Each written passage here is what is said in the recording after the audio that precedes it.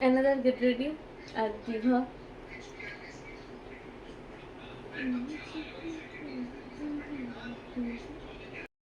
High, তো এই এমন একটা গেট রেডি যেটা আমি কোলে নিয়ে করছি। ও অ্যাকচুয়ালি সেখন কোলে থেকে নামবেই না, যেহেতু আমি রেডি হচ্ছিলাম। আর সত্যি কথা বলতে কোলে নিয়ে খুব জোর সিসি ক্রিমটা ব্লেন্ড করা যায়, বাট লাইনার বা লিপ লাইনার পরাটা খুব চাপ হয়ে যায়।